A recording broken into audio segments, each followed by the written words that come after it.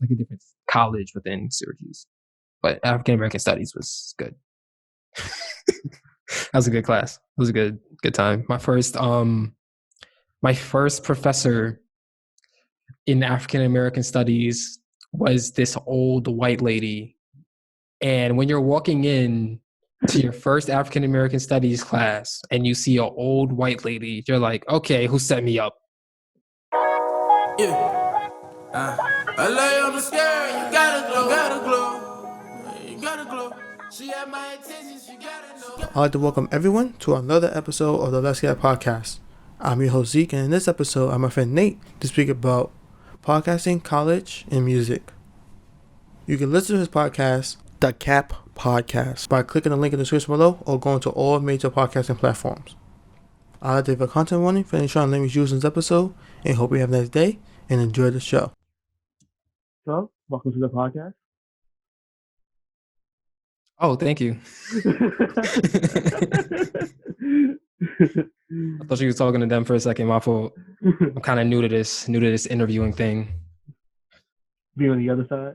Yeah, I'm used to being on the other side. Like, yeah, it's weird. It's weird being the interviewer or being the interviewee. My fault. Like, now you kind of realize how all these people be feeling when you're like trying to ask them questions and stuff. It's kind of a little nerve-wracking. You feel me? Yeah. So, first question I would like to ask is, what would your origin story be, and how would you like to represent it? My origin story. I think my origin story would probably be. I mean, I can only speak for right now. I don't want to really like talk about what's in the future because I don't really know what's going to happen in the future. But I think right now, my origin story would definitely be someone who is managing to find success while still not having everything figured out. I'm only 22, so that's what I mean by that. Like, no one really has life figured out at 22. And if you think you have life figured out at 22, you probably should reconsider that. But overall, I think that, yeah, like I said, just being able to put things together and find success despite not really having things figured out. Now, how I would want that being told, I want to star in a movie and I want to act in it. Like, I want to like be the actor and I want to be like, yo, this is where I was at 22 years old. So yeah, it's going to be like an autobiography, that word, movie. You feel me? Like playing me. Oh yeah. Starring me. Yes, me. And I'm gonna have all my friends, if they want to act, I'm gonna have all my friends starring as themselves and stuff. Put the people on, you feel me? And we gonna get an Oscar. We're gonna get an Oscar. I mean, we're gonna get something. I know that for sure. If I'm in it, it's just Elba as me. We both have great hair. Copy. I'll make that call. I'll make the call. Idris. Yo, Idris, you wanna come over here, play Zeke for me real quick? Yeah, I could do that. Yeah. Fuck James Bond. I don't need to do that. Let's go do your movie. Thanks, Idris. Yeah, so how you been since like last time we seen each other? How things changed? Well, a lot's changed since the last time we've seen each other. We got this nigga in the office now, which is trash, but I'm glad that he's getting out. 2016 was terrible. 2017 was aight. 2018 was aight. 2019 was aight. 2020 is trash. I think everyone could agree with that. But for the most part, I just graduated in May from Syracuse University, studying communications and rhetorical studies with a minor in African American studies and another minor in public communication. So yeah, right now I'm just working on my podcast, OldMilk. Follow that on Instagram, OldMilk_co. Also on Twitter. Got a podcast going with my lovely co-host RJ Levychin. Shout out DJ 500K. Shout out Max as well. And yeah, just working, trying to find a way to climb the ladder a little bit, you know. Yeah, pretty much it. Yeah. So we both podcasters. What got you into podcasting? I mean, when I was in college, I was part of 2 radio stations, and I just saw podcasting as the next big thing because nobody our age, unless they're like driving in the car to work every day really listens to the radio. I think it's really becoming more podcast eccentric. Like the podcast market is just booming right now. So I thought I saw this as a way to kind of build upon that, like capitalize on that, as well as still do things that I love to do, which is talk on the radio and share my thoughts and analyze things. So yeah. And like talk on the radio. Like Mm. when did you find out that you like talking? High school. High school for sure. Anyone, I'm sure you could probably testify to this as well. Like anyone who knew me in high school, I was the sports guy. Like I would always like be downstairs in the cafeteria talking shit, always talking about sports or whatever else. I didn't really start getting into music until I got to college, but sports, that was my shit. I would always be roasting people. You know how them lunchroom tables are, especially in high school, especially in New York. Like if you ain't roasting at the lunch table, what are you really doing? So yeah, and I'm glad that really just started me being able to put words together and being able to express myself more clearly in any setting, which I feel I pride myself on that, being able to express myself wherever I'm at and being able to kind of code switch in a way where the people I'm talking to understand me. Nice.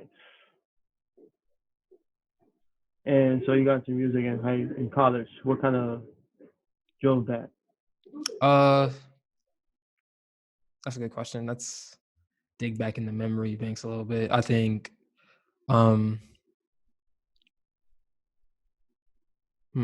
I mean, I started liking music in high school. Like that's when Kendrick Lamar was coming out and like all the conscious rappers were coming out. J. Cole too. I was really, really, really into Lupe Fiasco in high school as well. But I didn't really start getting into that more hype side, for lack of a better word, the trap music until like college. My first concert, my very first concert, and I'm so lucky to have this experience, but my first concert was at Syracuse University, and it was a concert with Lil Uzi, Lil Yachty, and I believe Dave East was the third. And Dave East really impressed me. Lil Yachty, his performance was kind of mid to me, so I was like, okay, cool. But Lil Uzi got on that stage and he just took it by storm. And from that point forward, I was like, okay, this dude Lil Uzi is next. Like, I really want to see what comes out of that. And then through Lil Uzi, I kind of started getting more into the 21 Savages, the Migos. Even I started getting more of an appreciation for Young Thug. I had always liked Future, but I got more of an appreciation for Young Thug, Chief Keef as well. Shout out Solomon. So yeah, like I like really concerts. And I think that this is a thing that artists don't really realize. Your performance can really impact your career because that's your first attempt to really make a connection face to face with fans. I mean, I know we can't really, there's not really anything we can point to now because we're in COVID and everybody got to stay inside and shit like that.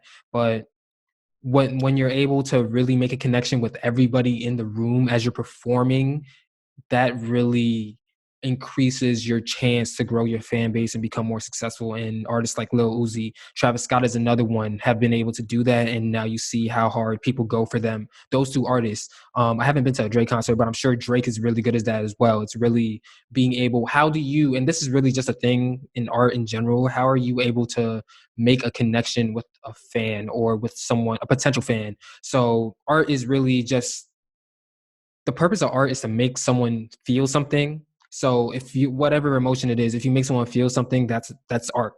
Whether it's photography, seeing something and then you're reminiscing on that, whether it's music, like we're talking about a movie, like, you know, like when you sit down through a good movie and you become invested in the characters and then someone dies and you're like, oh shit, that broke my heart. Like that is an art. So that's really what it is. And I think the best way to do that, like I already said, is to perform and give your all into good performances and really connect with your fans. So use my story about Lil Uzi and how his great performance at Syracuse really connected with me. Use that and take that as every single time you take the stage, you have a chance to get bigger. Like even Travis Scott, when you look at, I believe there's videos of him at South by Southwest where he was performing and he was going hard. Like he was really going into it.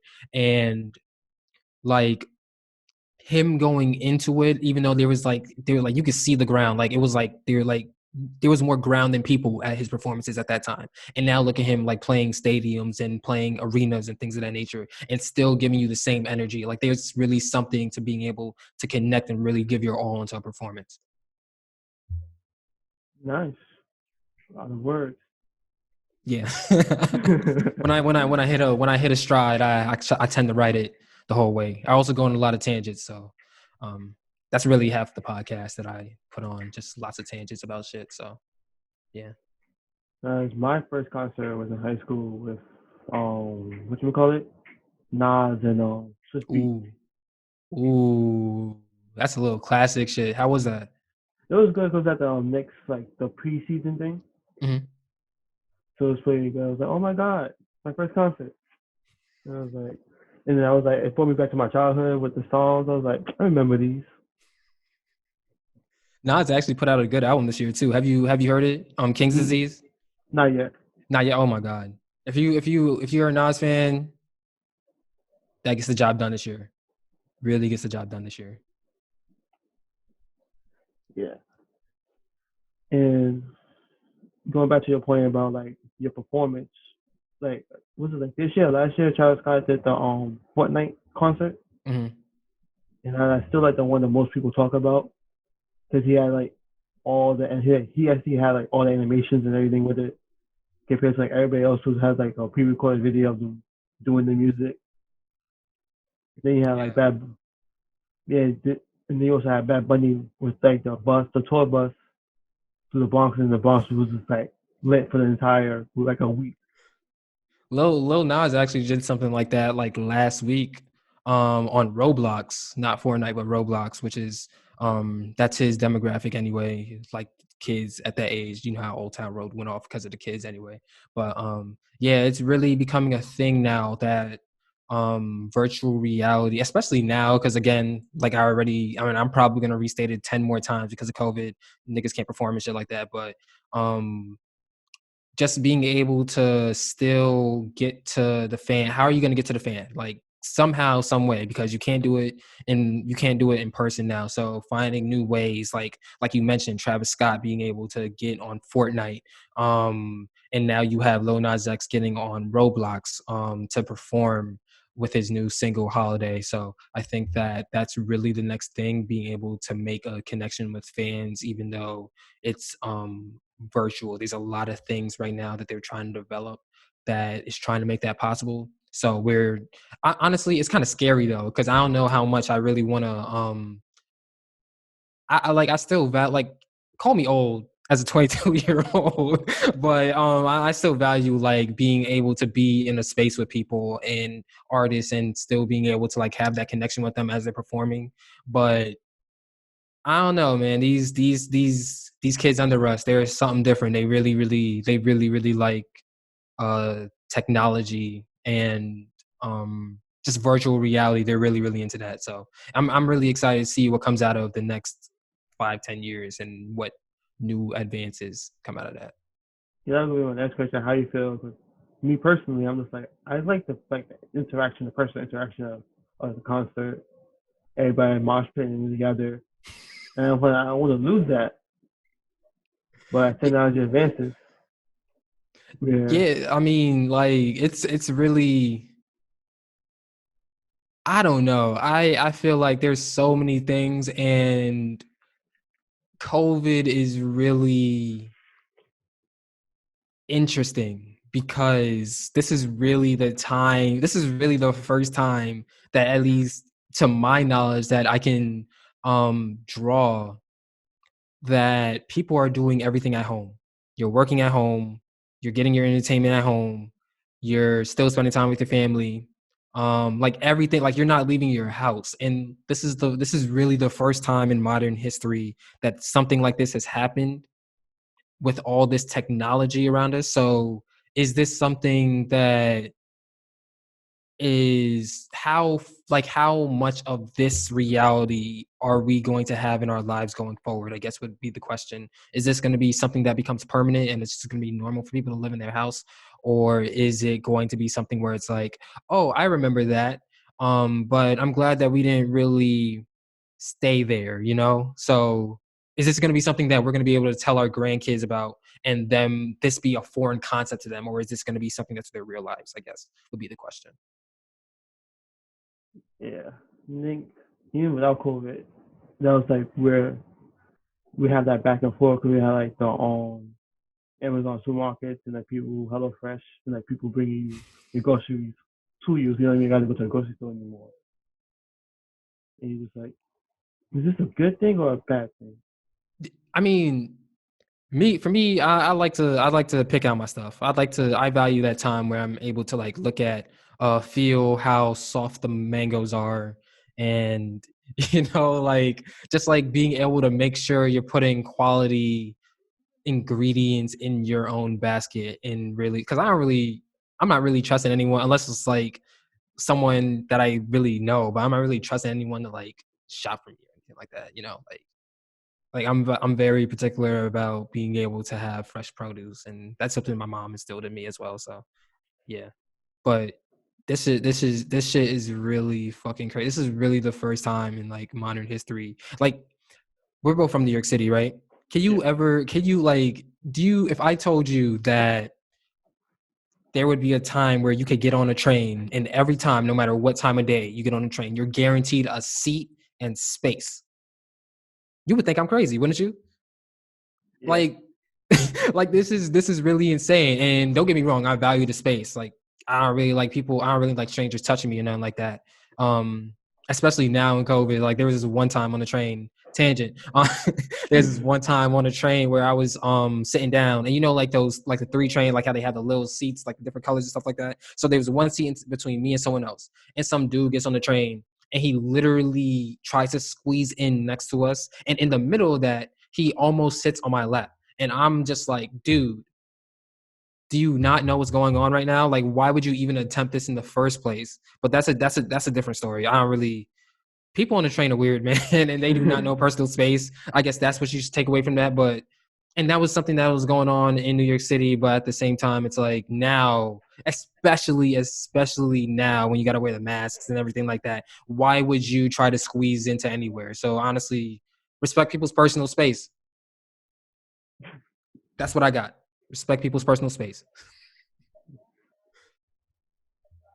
And to continue on the same point, remember here, cause like a couple years, like 5 years back, I have Japan had like virtual artists that would perform, and I was like, is that normal? Is that bad? But there's no difference in the Travis Scott concert. Yeah, even holograms and stuff too. You have like Michael Jackson holograms, Tupac holograms. Like, this shit is, first of all, what do you think about that? What do you think about having holograms and people still being able to see deceased legends still perform? Like, what do you like? Would you attend a Michael Jackson hologram concert or a Biggie hologram concert? What would you do in that situation? I'll probably attend, but it won't be the same as them being alive because you won't get their energy and like their version of it. You get somebody else like interpretation of their past work, and it's not gonna be the same because it's just that degree of difference. And it's pretty similar to like watching like a video of them performing. It's just that it moves like there's just like the character moves, but it's not that different than like a video. Yeah, I agree. We'll pay for something that I do for free. Like, let's be like, be able to find some value in being able to see those types of those deceased live, using air quotes, obviously, but I don't know. It's tough. It's a tough decision. Yeah. Now continuing with music, how do you feel like you you're predominantly more rap fan, right? So how do you feel about like the change of rap? Change of rap. Um, hmm. Um, what exactly? Can you be more specific with that question? Can you give me so I know exactly how to answer your question? You know, most people say like rap, like of course rap changed because rap changed throughout the entire history of his lifetime, Mm. and people were saying more stuff for like the more popular artists like Uzi and everything, but like the more successful artists, you have like Kendrick, J. Cole, and like Drake, and you have like the legends, and like there's like that divide between the fans and like the Mm. old heads versus like the young guys. So the generation gap. All right. Yeah. Um. Hmm. The generation gap is so interesting because I'm sure in the 1980s or 1990s when that era of rap was still popping, um, when it first came out, that people who were older than them at that time were like, "What are you doing? Like, what is this? What is this new thing? Hip hop? What is that? I don't. We listen to jazz over here, sir. We listen to soul over here, sir. What's good with that?" So it's just every generation loves what their generation did, and and because of how fondly and how strongly they feel about what their generation accomplished, they're always going to hold on to that, which makes complete sense. um but at the same time, you have to recognize that things evolve. Life evolves. TV in 1950s isn't TV now. Same thing with hip hop. Like if you go back to 1990s and you listen to Biggie and you listen to J. Cole now, there's some similarities, but it's still different in terms of instrumentals, in terms of flows and things of that nature. Like the game has just evolved over the 40 plus years that it's been existing. Um, so that being said, I think that when you're looking at new artists like Travis Scott, Lil Uzi, like you mentioned, Future, even Drake, Drake is someone who is really, really good at being able to still, most of his music now is really identifies with this generation than it did like the generation of Kendrick and J. Cole. He's not really much of a lyricist right now. So it's really just about understanding that things evolve. Drake is someone who understands that. And I don't think that I think it's something that goes both ways. I think that younger generation should try to understand where the older generation is coming from. Like go back to listen to 50 Cent, go back listening to Biggie, go back listening to Rakim, go back listening to uh Pete Rock, CL Smooth. But at the same time, the older generation should still understand that they shouldn't be mad about the younger generation doing exactly what they did, but just in a different way. So now it's hip hop becoming more subjugated, having more subgenres. You have hip rock over there, you have hip hop over there. You have people who are still lyricists, you have people who just want to sing, and that is a beautiful thing for hip hop because we're not getting hip hop is not getting to be the number one genre in America without mixing in these rock elements, without mixing these pop elements, without expanding, without growing, without accepting what's different. We're not getting to number one without doing that. And that needs to be recognized because that brings in the other crowds the like hip hop is really becoming pop music when you listen to new artists like 24K Golden, when you listen to Ian Dior, when you listen to Lil Tecca, Lil Uzi to an extent.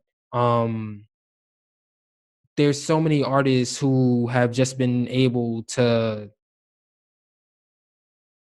not really have to rely on their words and their lyricism anymore. You can really just rely on the flow and your ear for good beats, and you could be successful. So I say all that to say that's a lot of hanging points that I'm leaving there. But I say that to say that I think that the generation gap is something that over time it has started to become bridged. It's becoming closer together. Like hip hop, I haven't really heard many old heads really talk about this generation of hip hop negatively in the same way that you maybe did in 2015 when Young Thug was coming out and people were like, what the fuck is this nigga doing? So I'm glad that there is that type of unity in hip hop, but at the same time, I think it's just to appreciate, like knowing how to appreciate different eras. You're probably not going to be able to appreciate Drake in the 1980s, especially now with all the different genre hopping that he's doing when he's hopping on R&B songs, and now he's doing UK drill and all these other things. You're probably not going to appreciate that. So it's just really a time of artists being able to do what they want and being free, and I support that. Yeah, and it was like on that thought. The funny thought I had was like every generation had like the old heads like back in my day, just how we did it, and the young kids like, but this is we like what we're doing right now. But that argument never dies. It's just that the young heads just get older, and they just say back in my day, this is what we did, Mm-hmm. and then their children are like, this is what we're doing now, and it's just like a cycle. Even now, I feel like listening to some of the new artists coming up, there's some times where I have to catch myself and be like, what is this? But like at the same time, it's like, how are you able to understand things? Are you willing to try and understand things in the first place? So I think that comes with being able to remain informed, and also if you're a rapper relevant in hip hop, like if you listen to like Kanye is working with all these newer artists. He's trying to work with Lil Baby now, The Baby now. Both those are two babies, by the way. Lil Baby, The Baby. He's worked with Lil Uzi. He's worked with Travis Scott. Even Drake working with Lil. Like there's so many. The thing about the artists that came out in 2010 and that they realize and they understand is that they have to embrace that new generation. So now you're seeing Kendrick working with Baby Keem. I mean, they're cousins, but still, that's two completely different generations. And you're seeing Future working with Lil Uzi and really, really trying to come together with these new artists to create unity in hip hop and also give old fans and young fans what they want. Like on Trippie Redd's last album, the one that just came out, Pegasus, he has a song with Busta Rhymes on it. Busta Rhymes' career is older than me, and he has a song with Trippie Redd on it.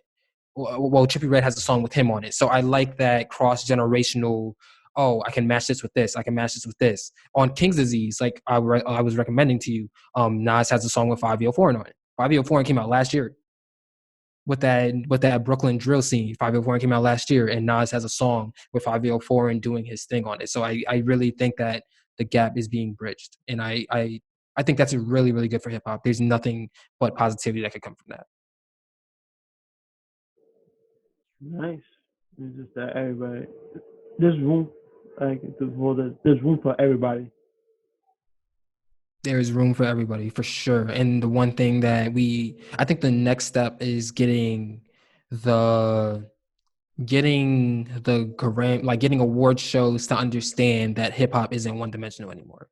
So they, like, when you look at the Grammys, they would nominate people, like they put Travis Scott and for just randomly, they'd put Travis Scott and Kendrick Lamar in the same category. And it's like, they don't make anywhere near the same type of music. Like, why are you comparing them aside from the fact that they're hip hop when Travis Scott clearly has a rock element to it? So understanding that there's subgenres in hip hop as well and being able to account for that too, that's the next step as well. Especially now, also with the women coming up, Meg Thee Stallion, Flo Milli, Mulatto, Cardi B already. Like there's so many women coming up too, and that is going to be a completely different subsection of hip hop as well, with completely different fans. So understanding that hip hop is still growing, and just understanding how to respect every single facet of the growth. Nice. Because when I see hip hop, it's just like a massive all the black music put together. It's the jazz element, the blues element, rock too. Yeah, rock too. Country a little bit. Like there's a lot of elements that are being put together now, and there's like so many different types of personalities and so many different, like while Trippie Redd and Young Thug sing, they don't sing the same way. You know, like Future and Uzi, they sing. They're very, very similar. They just came out with a tape together. They're very, very, very similar. But there's still some things that Future does that Uzi doesn't do, that Uzi does that Future can't do. So it's like Playboy Cardi, like the nigga just like gives you 2 words per line, and he's still making heat. So even though he hasn't dropped in a while, and I probably triggered a lot of Playboy Cardi fans by mentioning him. Sorry guys, won't do that again.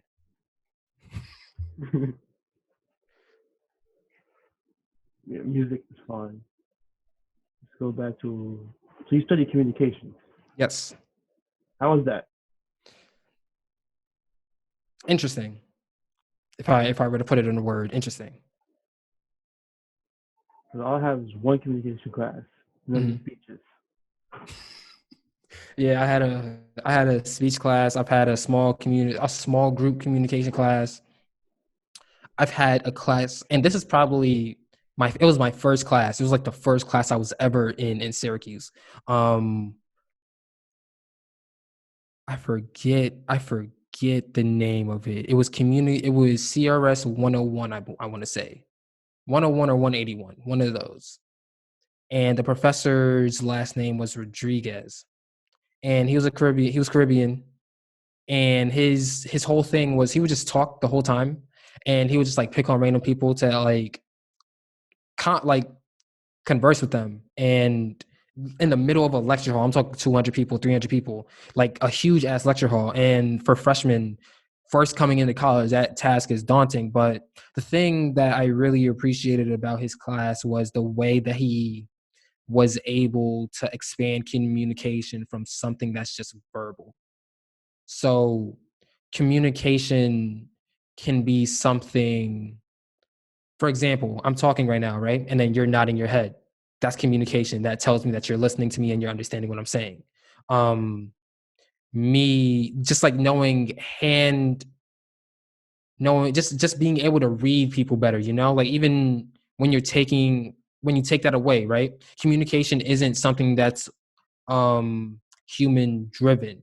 When a dog is barking at you, he's trying to alert you to something.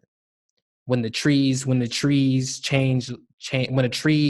leaves change color, season's about to change. That communicates that to you.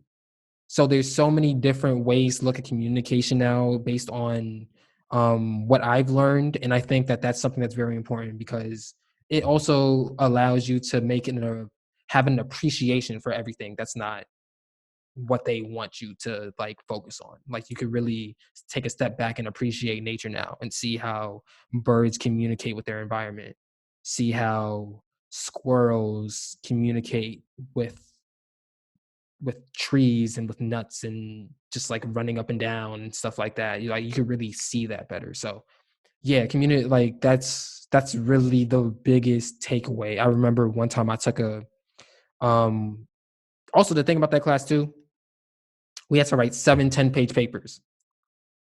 7 10-page papers. Now that sounds daunting as fuck, but let me tell you, it wasn't as bad as it seemed because it wasn't, you know how like you have those research papers where you have to like cite and you have to like look at, we wasn't doing that. I could literally just rant for like 10, like I could literally just get all the emotions out, just rant for 10 pages. As long as it somewhat proves my point, I get 100. So it wasn't even on some, oh, you have to heavily research this and you have to cite your sources and think. No, it wasn't none of that. It was really just being able to show that you have an understanding of that. And that really also, from doing that, really also made me realize how much I like writing as well. Because when you're able to just put words on paper and put thoughts on paper, that's completely different from being forced to do things, especially like in New York, when you're the regents, right? Do you remember the English regents when they told you a specific way to write and everyone hated it because it's like not everybody needs to write the same? Like that completely destroyed that concept for me. And now I look at writing as something more free and open. So I learned a lot of things from that class specifically, as well as so many other classes that I took there. Nice. Yeah. 10-page paper, 70 pages? No. No. I see the syllabus was like, I'm switching. Oh, God. No, low key, if that class wasn't mandatory, I probably would have switched too. But it was. So, all right. Ain't nothing to do but buckle down. Again, the longest paper I ever written still in high school was Bear's class. How The long was last it? 10 pages. 10 pages? She made me, I don't think she ever made me write 10 pages. The most I might have written was 5. Did you have the advanced class or the regular class? No. I knew better. I was like, no. I know what I need to do to get to where I want to be. That's all I'm gonna do. Nothing less, nothing more. Like, I was cool. Mm-mm. Yeah, that was an advanced. That was an advanced class.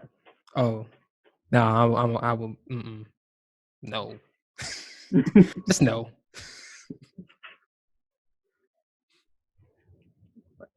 Tight. But like, yeah. So it helps you like figure out. It helps you understand the totality of communication, and Mhm. not just like people speaking, but to appreciate every little detail in it. Yeah, that's very important. Appreciating the little things. If you get like that's just a good rule for life. Knowing how to appreciate the little things. Sometimes you get caught up in what you're trying to do, and sometimes you just need to take a step back and enjoy the fact that you're a living being right now. Yeah. Because I always think like communications and marketing is pretty similar. You gotta figure out how to speak to people. Mine is more just business, like, hey, buy this, and yours is more just like, let's just keep talking. Yeah.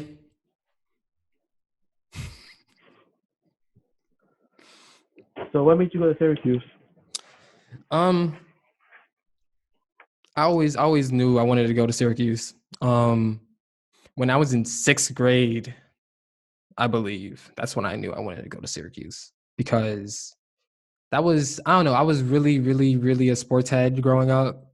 And the one college that I would always see, and the one college I would always see on TV was Syracuse because that's when their basketball teams were actually of note. Um, so just seeing that and then realizing that it was a great distance, it was a good enough distance from New York City to keep the family away, but still close enough to where I don't have to go through like 3 airports. That really sold me as well. Also, Syracuse is known as one of the best, if not the best, communication school in the country. There's a lot of people in media right now who have gone through Syracuse. Most Joe Biden, who the president elect went to Syracuse. Like so many people have gone to Syracuse. So it's clear that they know what they're doing in terms of making people successful for this society. But yeah, just seeing the amount of success that people have had coming from Syracuse, as well as just the vicinity of it, and the dreams of a 6th grader. That's all the things that really made me want to go to Syracuse. Nice, and it seemed like it planned out. And you Yeah. finished. Yeah. That's the longest plan I ever had. That was 6 years. That was 6 years of I want to go to Syracuse, and then it actually come and it actually happening. I was so happy. Yeah, I was just like, group C program. I don't have to pay any money. I get money back. Nice. Nah, Syracuse is expensive. That's one thing I will say, and they keep raising that fucking tuition. Which, to be honest, I could get into that a little bit. This might not be the podcast for that, but they should stop raising tuition. Let me just say that. That's fucking crazy, especially in COVID. Like niggas is just in their houses and stuff. So yeah, it's weird. College was fun. Yeah, if you know how to make it fun, it is. It's what you make it. It's really what you make it. Because Yeah. you could be in that dorm 24/7 just working, and then you'll not have any fun. Like you gotta know how to get out a little bit more, experience things. Just like even if you don't like partying or anything like that, just like knowing how to make connections with people and do other things, like go out to eat and stuff like that. Little kickbacks. Yeah.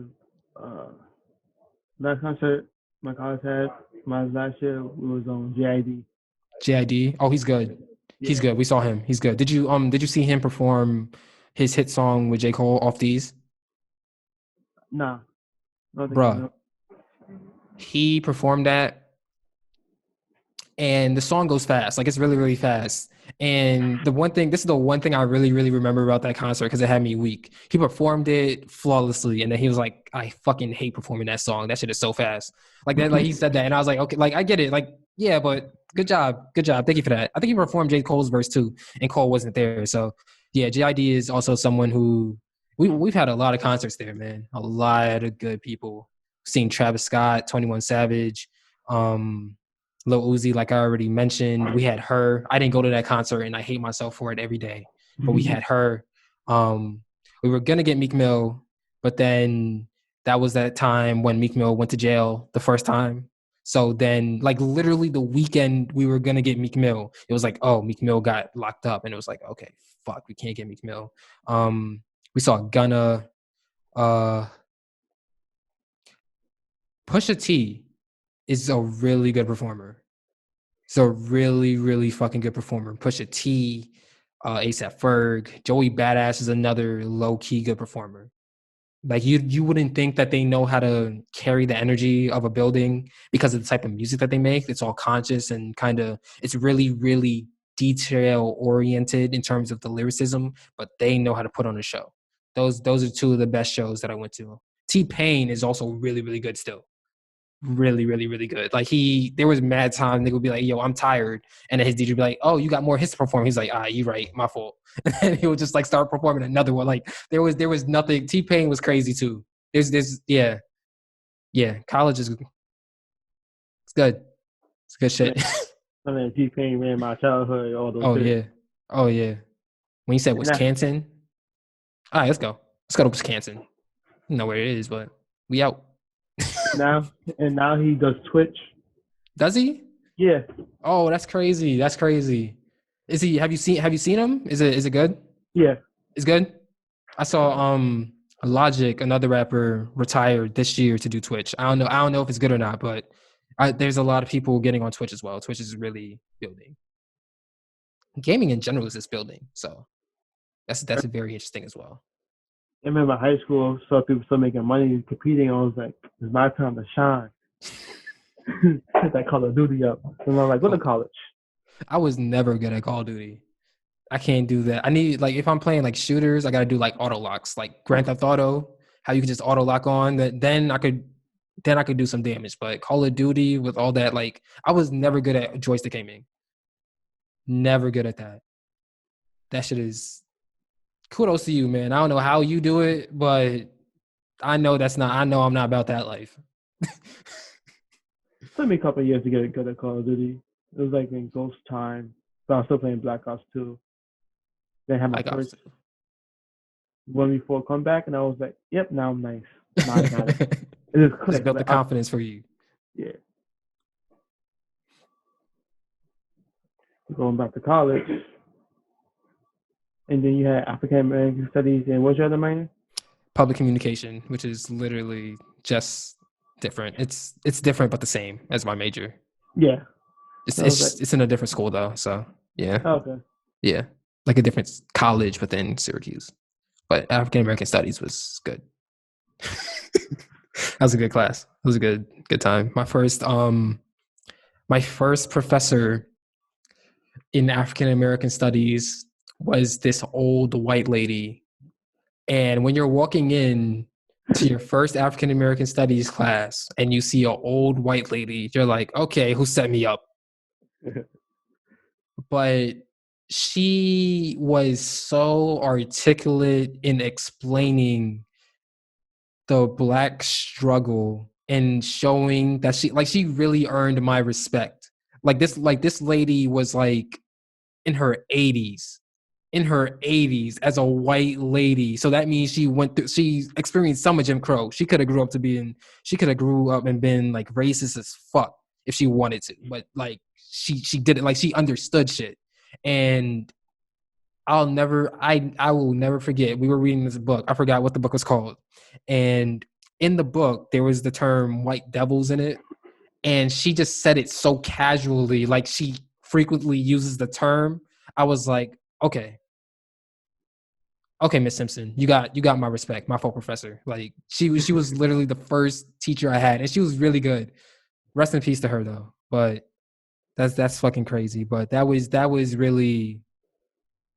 really one of the most unique experiences I ever had. Cause like just seeing a white person be able to properly articulate African American studies and make me learn shit as an African American person. That's respect. That's respect. Walking to the classroom like, yo, okay, where the camera at? No, for sure. I was looking around like, Ashley, cut you around? Like, what's good with her. this? What the professor coming in? I am. Sure. Can I transfer out real quick? Nah, you can. This is mandatory too. Oh, all right, my fault. I'm gonna just sit down. Nah, that was a good class. So many other classes. We had the most interesting class though that I had was this class, Politics of Africa, where you learn about Africa. And it was really interesting. Like I learned so much from that class. I didn't really do well in it because the way that it was taught was kind of like you learn stuff, but then like when it's time to like you ever like learn something and it's such a huge concept for you to understand that you need a moment to like reflect on it, like actually like let it develop. That was literally the whole class. And it would just be huge ass concept with things that are just so foreign to me because like I'm half African American, half Caribbean. I'm not like I don't have any. I don't think I have, to my knowledge, because this whole thing called slavery happened. I don't think I have any I don't think I have any relatives in Africa. I could be wrong, but at the same time, slavery. So, but just learning about the different politics of each country, and that really kind of grew my knowledge for Pan-Africanism and just understanding how every Black person in the world needs to be united on some front and needs to understand that no matter where you go, there's fucked up shit happening to all of us, and being able to sympathize and empathize with each other and while still supporting however you can, that's very important as well. Like when you saw Nigeria recently with the End SARS movement, I'm sure I can't speak for them because I'm not Nigerian. I can't speak for them, but I'm sure in the same way when we were protesting George Floyd and Breonna Taylor and Tony McDade and all these other African American people who were murdered, they were standing up for us. I'm sure that they were encouraged, like we were, when they saw us standing up for them as well and just lending our voices to them as well. So I think it's really important that Pan-Africanism and understanding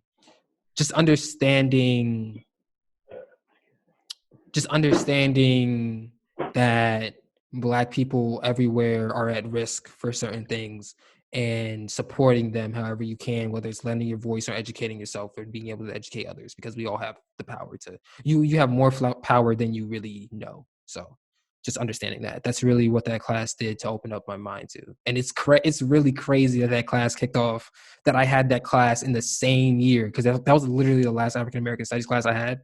I had the class in the same year all this other protest shit broke out. So that's really fucking crazy too. It's crazy how life works, you know. It's that timing. Yeah. Timing is everything. The universe will put you in situations and you'll have no idea why you're there until you know. Like you don't know until you know. which is weird to say. It sounds stupid, but unless you know, like unless you can really relate to what I'm saying, you probably won't understand. And with college, have you feel like you've grown since then? Since you started, now you ended? I'd say so. I think I've grown in some areas. There's still areas of improvement. One thing about me that I'm starting to realize about myself is that I'm really someone who is really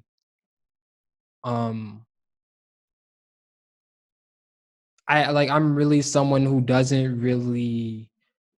I'm really a big victory type of guy, and that sucks. And I'm trying to get out of that. But what I mean by that is someone who, unless it's actually done, like the job is finished, in the words of the late great Kobe Bryant, like I'm not really celebrating about it, or I'm not really giving myself credit for that. And that's something that I got to get better at for sure, because like there's little things that you got to get better at every day, like being able to make breakfast is an accomplishment, like being able to like have a routine that you're sticking to, working out every day, that's an accomplishment, and just like finding a way to be able to minimize, like to be able to break down your goals into smaller goals, excuse me, being able to do that and still find accomplishment in accomplishing the small goals, as much accomplishment as you would the big goals.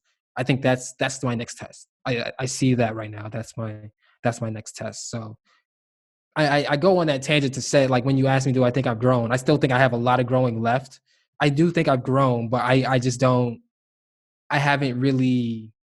There have been times, obviously, but like as a whole, um, thing, as accepting reality, like how I graduated, I accept that as reality now. Like I graduated, like cool, but I haven't really accepted me my growth as a reality yet, because I still feel like it's a work in progress and it's still something that has to remain on top of, Yeah, you just gotta. It's like I'm a work in progress for the rest of my life. Yeah, that's the thing. Just like making the choice to be better every day. That's really what it is. Life is a bunch of choices, man. And celebrating the small goals that help you keep on the path, because you're seeing that you're making progress. It's not like you're just in the same spot. Yes, you Yeah. move to a couple spaces. Yeah. Making sure you're not stagnant too. That's huge. But also at the same time, understanding that stagnation is a part of life too. So like if you're in a spot for a long time, keep working. Like don't really let that discourage you. Just understand that this is where you're at and try to figure out how you can get out of that. To jump back to your podcast, because I like jumping around. Yeah. So with that, what kind of enjoyable about doing the podcast? Can you repeat that one more time? My fault. What's enjoyable about doing the podcast? Oh, what's enjoyable about doing the podcast? Just being able to listen to music and talk about it. Combines my two favorite things, music and talking. Like I said, I have a great co-host in RJ Levychin, and we're typically on the same page. We're able to try and break down the music for people, casual fans. That's really what I see it being, just something that casual fans can listen to and gain knowledge and information from. That's what we aim to be. So being able to do that, I like informing people. I like talking. I like giving my opinion. It's all fun. Like even just like being able to wake up on Sundays, because that's the day I listen to music. Just being able to wake up on Sundays and just like know that, oh, there's 3 albums. Like there's 3 albums that I have to listen to. That's 3 hours of new music that I could just sit back and enjoy. Just like knowing that makes Sundays so much better. So yeah, that's really enjoyable. And also just the conversation, the banter that we have between each other. Um, the conversations we have behind the scenes, where we're trying to focus on how do we get this podcast better, as well as just like being friends and just talking about random shit that have nothing to do with the podcast. So yeah, that's really what makes the podcast enjoyable. That human connection and then the music. Nice. Doing the podcast. How did you know that you was like? What kind of made you feel like this is going to be the next big thing? As much as it is conceited for me to say, and this is probably going to be the one conceited moment that I'm going to have. Are you ready for this? Because I was doing it. That's what made me feel like it would be the next big thing, because I think realistically, I think I'm someone who is able to, I'm I'm a introverted extrovert. And what I mean by that is if I don't know you, I'm probably not going to talk to you. But when you have a conversation, like when you're able to have a conversation with me, I think most people come from that thinking, yo, that nigga's he's kind of cool, you know? So I think that I know my strengths. And one of my strengths is being able to speak to people and being able to help them understand things. So just being able to take one of my strengths and now taking that and creating a podcast or creating content with that is something very important. I think with that, also RJ is a very, very interesting character. You don't even know if he's gonna it's really fun because you don't really know if he's gonna start singing one moment, if he's gonna get passionate the next moment and go on a 10-minute rant that is something that people need to hear.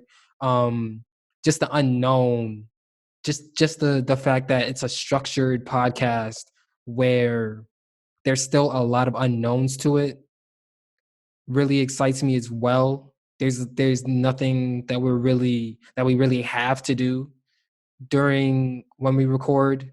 So just all that, I think the main challenge for us now is how do we market that and how do we grow our reach? Like we were talking about before this podcast started, like, you know how that's really the one big thing now with everybody. How do you grow your reach? How do you get more eyes, get more ears to your product? Your content could be the best in the world, but if you don't get enough eyes or ears to it and nobody really knows it exists, does it really matter how good it is?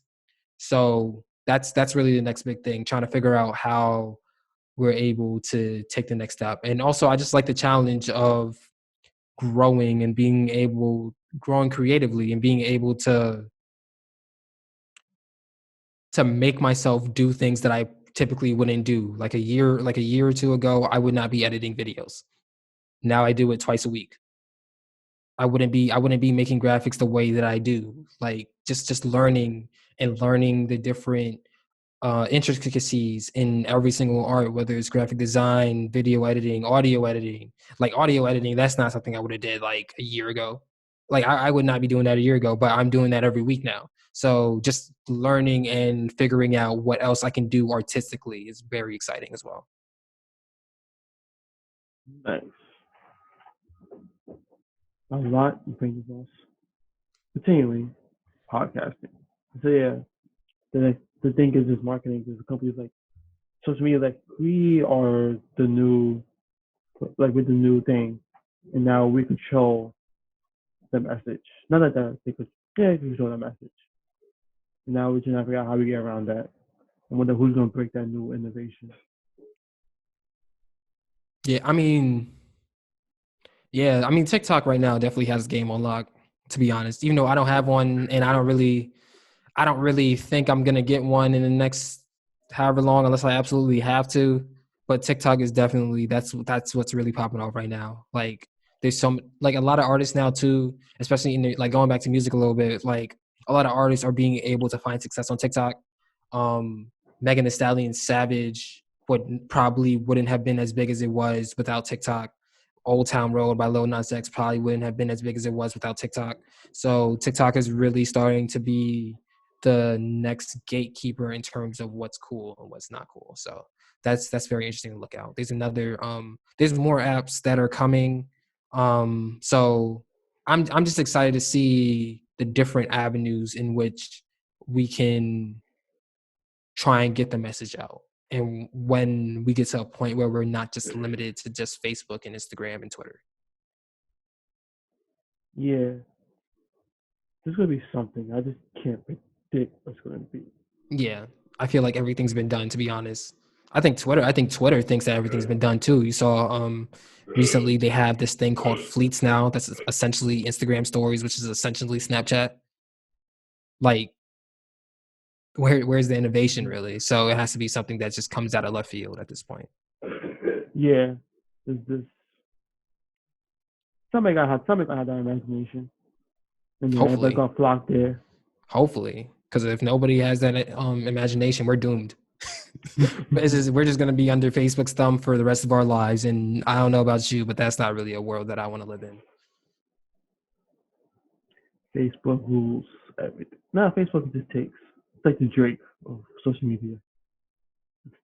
Yeah, that's a good comparison. That's a very good comparison. Yeah, that's pretty true. Yeah, that's fucking crazy. Trying to shaking my head. That's just they got a little YouTube component to it because now you can post videos on it. They have a Snapchat component. They have Instagram. Like their Facebook is Instagram too. Like there's just they're huge, man. That's fucking crazy. That's fucking crazy. The Instagram's like, would that be future? No. Instagram would be if Facebook is Drake. If Facebook is Drake, Instagram is singing Drake. Singing Drake? Yeah. They're the same person, but they're different. They're the same person. And then Twitter would be Kendrick. Someone who isn't as appreciated as they should be, even though they're really appreciated, but low key the best. And who's cold? Snapchat. Snapchat? Low key? Because low key but so love? Something like that?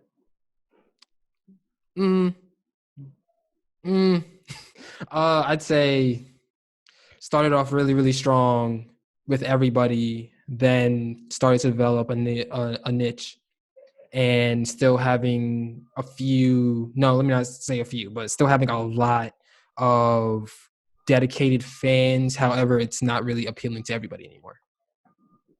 Yeah.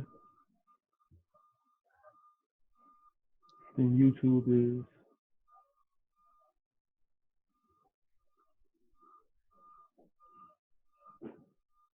Who's changed? YouTube. That's a good question. What'd you say, Kanye? No. It's not Kanye. I don't know. We're gonna have to get back to that. I don't know. That's a good one. That might be the question of the day. That might be the question of the day. YouTube is in a weird space now too. So yeah. How long are we talking about? An hour? Yeah. I think I'm running out of ideas. I'm cool. I'm cooling, honestly. We could talk for however much longer. This is fun. I'm enjoying this. Yay, I like that. Every guest says they have fun. Yeah. That means I'm doing something nice. Yeah. Good interviewer. You have good questions, first of all. You know how to get people to tell you more. Yeah, you're a good interviewer. Appreciate that. Oh, you're welcome. I have no background in this. Just said that one time I did a magazine effort. But other than that, you did a magazine effort or magazine cover? Like I did, you know that magazine the girls had? I think it was your sophomore year. Nah, I don't remember nothing. But there was a magazine. Uh-huh. Long story short, I got into a magazine. Oh, that's cool. Do you still have a copy of it? Yeah. So pretty much I'm a published interviewer, I guess. Yeah. Yeah. With that, and then we're gonna end it. Alrighty. So, last question. Yes. What would you name your origin story? Would I name my origin story? Yeah. OldMilk. OldMilk. That's it. OldMilk_co on Instagram and Twitter. Check out the podcast, The Cap. OldMilk. Be here. Levychin, starring Nate, featuring Idris Elba. Yes, of course. Idris Elba. We gonna have everybody. I want. If there was one person that I wanted to play me, high key, I like Lakeith Stanfield. I like him a lot. I like how he's able to make each role his own, Like it's still like you still get a little bit of his personality, even though he's still such a really good actor. He's without a doubt my favorite actor right now. Him and what's that one? Have you seen that one with the dystopian society and Tessa Thompson's in it? Sorry to bother you. That one was good. Him in Atlanta is fucking hilarious as Darius.